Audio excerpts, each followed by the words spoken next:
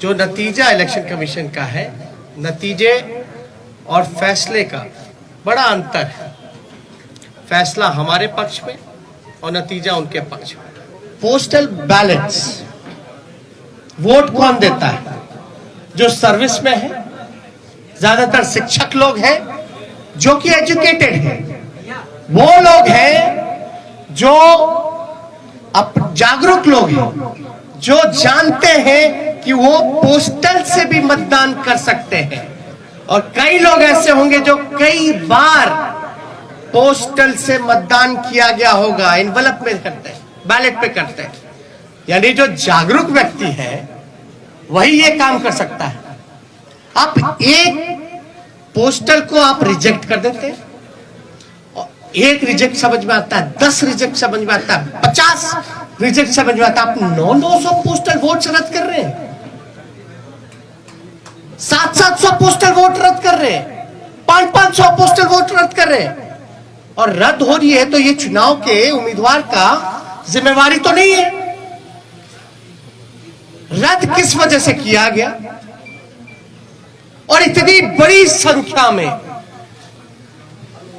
रद्द क्यों हुआ? जब हमारे कैंडिडेट्स ने जब मांगा रिटर्न में आरओ से कि लिखित में दीजिए कि आपने रद्द क्यों किया, आरओ की जिम्मेदारी है कि वो कैंडिडेट्स को सेटिस्फाई करे जो कि हमने आपको गाइडलाइन में बताया। और किससे पूछ करके इलेक्शन कमीशन ने गिनती जो है लास्ट में पोस्टल का किया और रद्द करने का काम किया? पहले क्यों नहीं काउंटिंग कराई गई? किसके दबाव में? अगर जहां भी पोस्टल अगर बाद में काउंट हुए हैं तो हमारी मांग है, क्योंकि 40 दिन तक सील्ड रहता है, रिकॉर्डेड होने चाहिए, वीडियोग्राफी लाइए, वैलिड इनवैलिड बैलेट पेपर्स को सामने रखिए और रिकाउंटिंग कराया जाए। ये हमारे महागठबंधन लोगों की मांग है, उस पर रिकाउंटिंग कराया जाए। हमारी जो हार हुई 17 वोट से, 12 वोट से, 50 वोट से, 70 वोट से, 100 वोट से, 150 वोट से, लगभग 20 सीटों को हराया गया। ये कौन जवाब देगा? ये लोग बोलते रहे रोए रोए, लेकिन मेरा सवाल जायज है। चुनौती देता हूं बिहार के मुख्यमंत्री को, जो चोर दरवाजे से सत्ता हटियाना चाहते हैं, सत्ताधारियों को, कि पोस्टिंग पोल, एक सवाल का जवाब दे कि पोस्टिंग जो हुआ है बैलेट का, पोल जो हुआ है वो पहले होना चाहिए या बाद में होना चाहिए? वही लोग बताएं। मेरा सवाल, अब बाद में हुआ तो किसकी गलती है? बस इतना सा मामूली सा सिंपल आंसर हम जानना चाहते हैं। आज सब लोगों में आक्रोश है, आक्रोश इस बात का, धन बल छल, धन बल छल। एक तरफ देश के प्रधानमंत्री, बहुत ही शक्तिशाली प्रधानमंत्री, और एक बिहार के मुख्यमंत्री, तमाम पूंजीपति एक तरफ रहे, जोड़ भाग गुना सब कुछ करने के बावजूद भी इस 31 साल के नौजवान को रोकने में नाकाम रहे। तब जाकर के जो बीजेपी का जो प्रकोष्ठ है, आप प्रकोष्ठ भली भांति समझ सकते हैं कि बीजेपी का प्रकोष्ठ कौन है। बीजेपी के प्रकोष्ठ ने जोड़ भाग गुना सब कुछ किया, फिर भी राष्ट्रीय जनता दल को सिंगल लार्जेस्ट पार्टी होने से रोक नहीं पाई। और महागठबंधन के सभी साथियों एकजुट होकर के हम लोगों ने मुद्दे की चुनाव पर हम लोग चुनाव लड़ने का काम किया। और आप जानते हैं कि ये मुद्दा, कुछ लोगों ने असमर्थता जताई कि नौकरी नहीं दी जा सकती, जो कि डबल इंजन का चेहरा है। जो लोग बड़े बड़े दावे करते थे कि चेहरे का कमाल है कि राष्ट्रीय जनता दल को हमने कहां से कहां पहुंचा दिया, आज देखिए उनका चेहरा तीसरी नंबर पे चले गया। तीसरी नंबर पर नीतीश कुमार जी साफ तौर पे ये समझ लें, भाजपा के लोग साफ तौर पे ये समझ लें, ये जो जनादेश है ये बदलाव का जनादेश है। अगर थोड़ी सी भी अंतरात्मा नैतिकता नीतीश कुमार जी में बची होगी तो ये जो कुर्सी पर बैठने का जो शौक है, जोर तोड़ भाग गुना करके जो बैठने का शौक है, कहीं ना कहीं से उनको जनता के इस फैसले का सम्मान करते हुए कुर्सी से हट जाना चाहिए। और कुछ लोग भले ही कुर्सी पर बैठे लेकिन महागठबंधन और हम लोग जनता के दिलों में बैठे हुए हैं। जनता, बिहार की जनता हम लोगों के साथ है। और बड़ा आश्चर्य की बात है, अभी तो हम लोग धन्यवाद यात्रा भी निकालेंगे, क्योंकि हमारा स्पष्ट मानना है कि हम जीते हैं, हम हारे नहीं हैं, हम जीते हैं। पहली बार देश के किसी विपक्ष ने एक एजेंडा सेट किया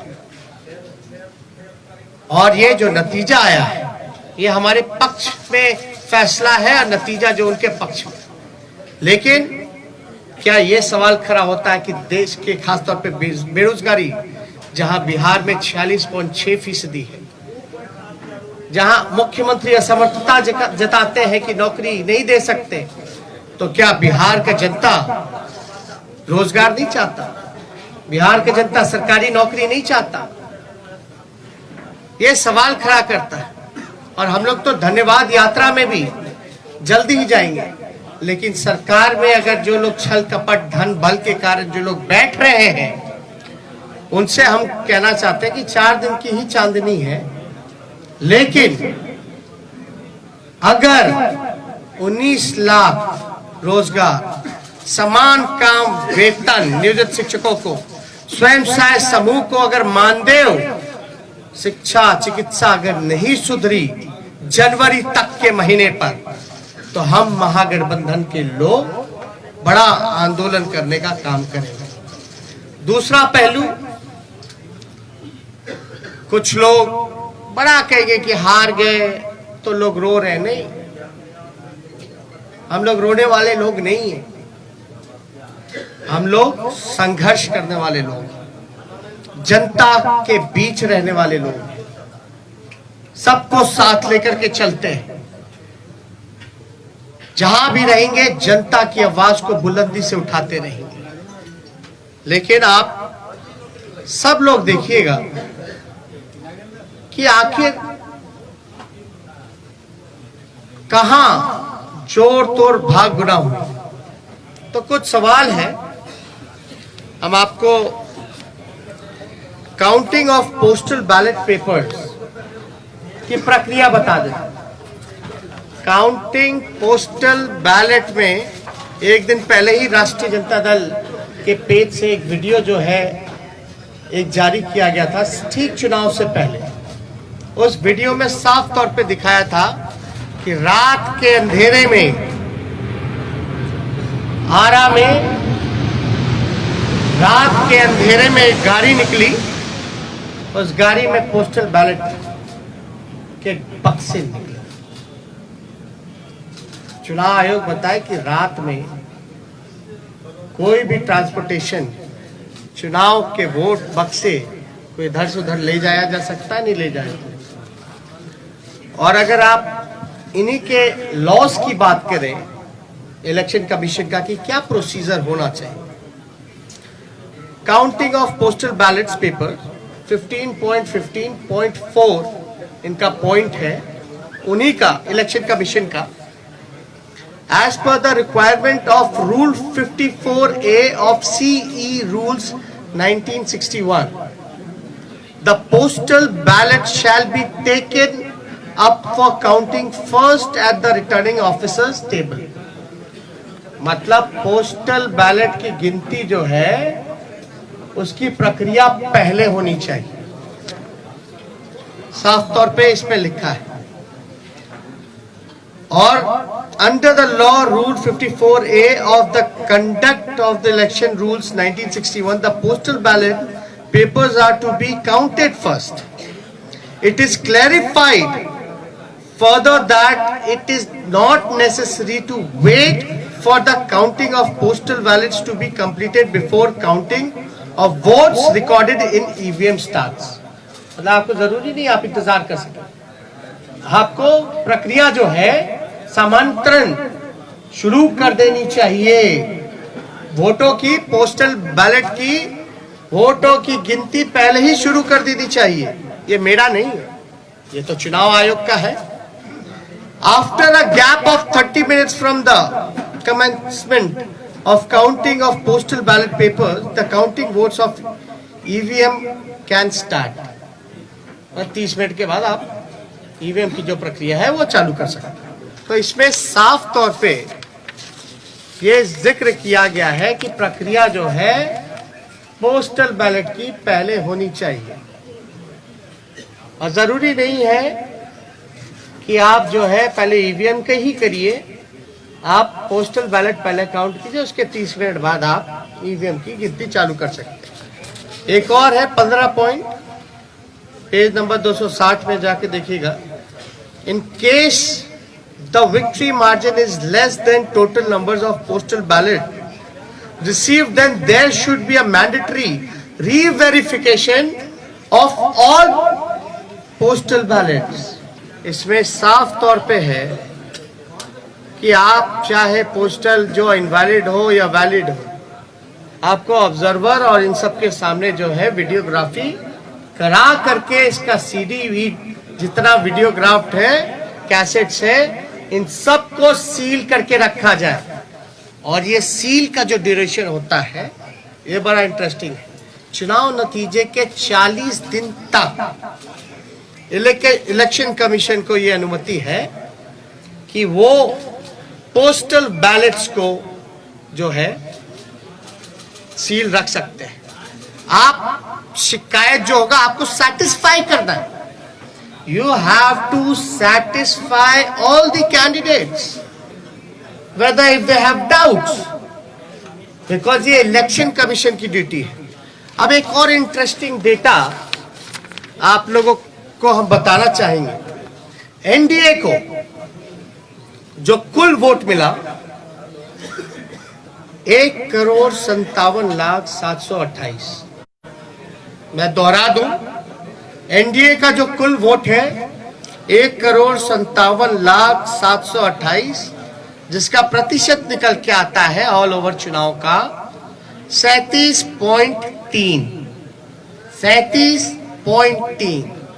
महागठबंधन को वोट जो मिले 1,56,88,458, 1,56,88,458 जो कुल प्रतिशत महागठबंधन का निकल के आता है वो 37.2।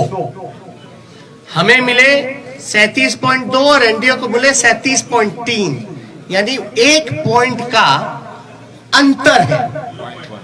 0.1 का अंतर है, जो कि अगर वोट में अगर कन्वर्ट करें तो ये 12,270 वोट का अंतर, यानी एनडीए और महागठबंधन का कुल वोटों का अंतर 12,270 का है।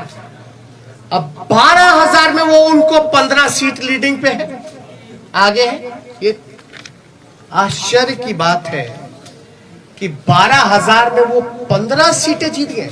जो गाइडलाइंस है चुनाव आयोग का, साफ तौर पे इस पे लिखा हुआ है, इस पे साफ तौर पे लिखा है 15.15.4 counting of postal ballot papers पर, इस पे साफ तौर पे लिखा है।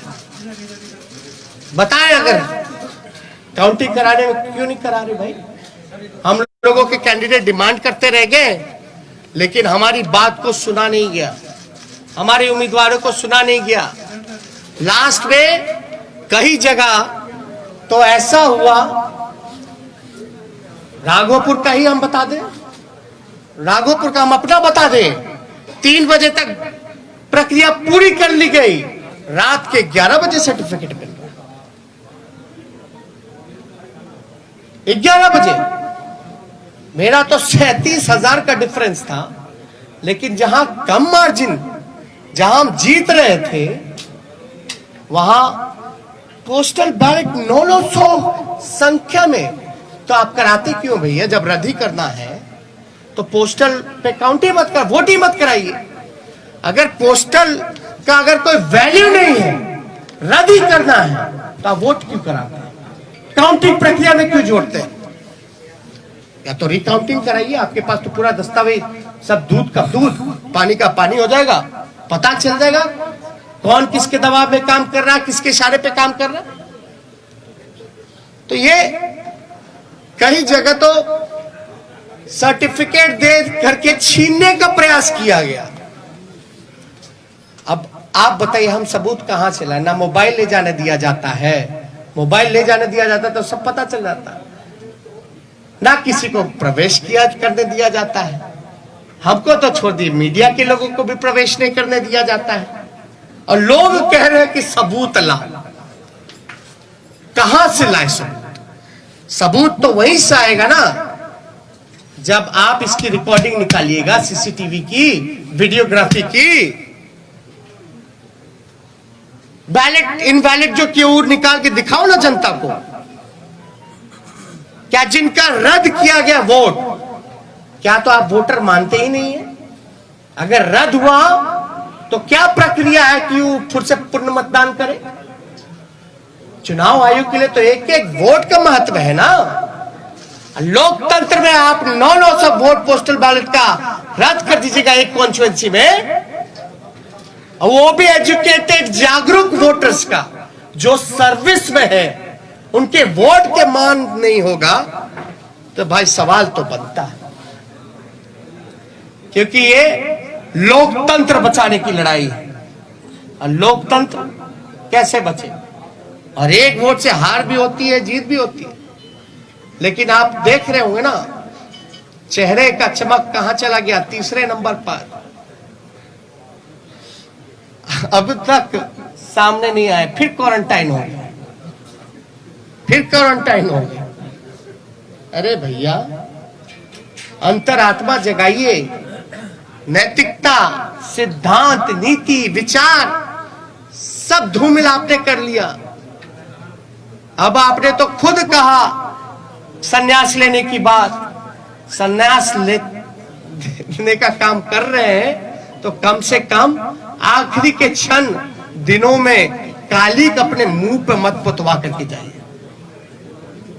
कालिक अपने मुंह पर या जनता का हाय लेकर के अपने राजनीतिक सफर का अंत मत कीजिए नीतीश जी, अंतरात्मा जगाइए।